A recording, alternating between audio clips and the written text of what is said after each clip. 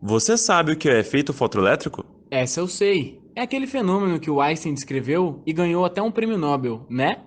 Isso, esse mesmo. E você sabe o que acontece nesse fenômeno?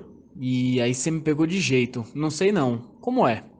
Resumidamente, é o fenômeno da emissão de elétrons de uma superfície que recebe emissão de ondas eletromagnéticas. Alto lá. A superfície solta elétrons quando a luz é incidida sobre ela? Isso mesmo. Isso acontece para qualquer luz que incidir? Não, não, não.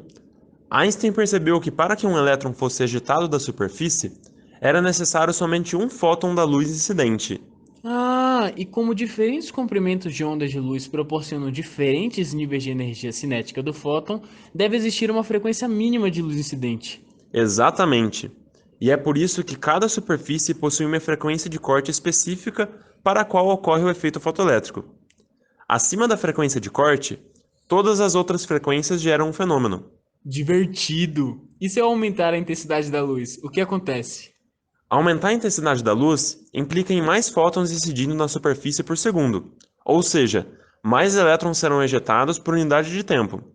Portanto, o que você consegue concluir disso? Ah, uma maior corrente elétrica que flui pelo circuito. Muito bom! Perceba que Einstein só conseguiu explicar o fenômeno adotando a teoria de Planck, que a energia é quantizada e a luz é transmitida em pequenos pacotes de energia.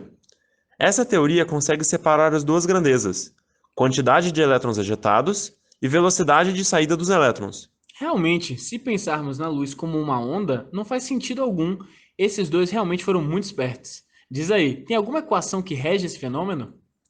Podemos medir a equação de cada elétron que sai do material como está na tela. Ela é uma função da frequência da radiação eletromagnética e da função trabalho do material.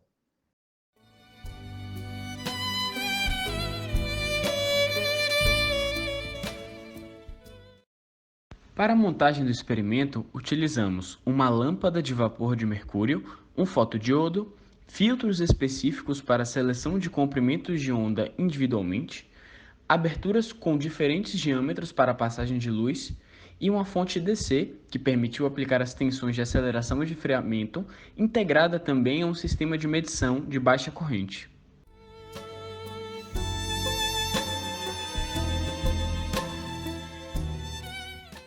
Foram feitos 3 experimentos para análise do efeito fotoelétrico. No primeiro, mantivemos a frequência da luz incidente constante, alterando a intensidade dela, por meio da variação da área incidente. No segundo, mantivemos fixa a intensidade da luz e variamos a frequência.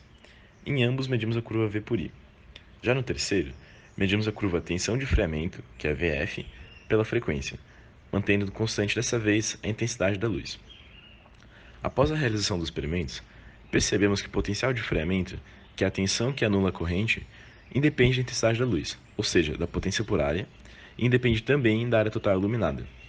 No entanto, como mais fótons incidem sobre o eletrodo ao aumentarmos a área iluminada, mais elétrons são emitidos, o que caracteriza uma maior corrente.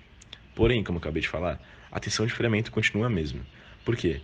Por mais que mais elétrons estão sendo emitidos, eles ainda possuem a mesma energia cinética que anteriormente.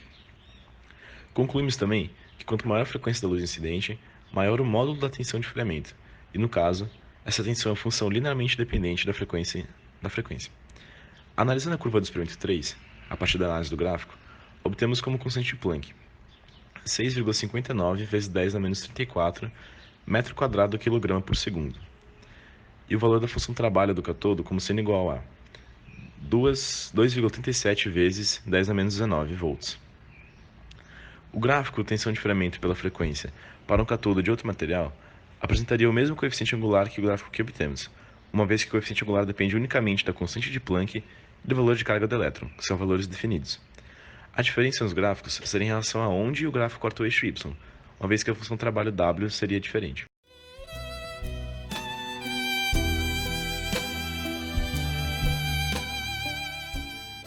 Reforçamos que o efeito fotoelétrico é um fenômeno unicamente explicado pela física moderna, ao ser levado em consideração questões como quantização de energia, comportamento corpuscular da luz e outros.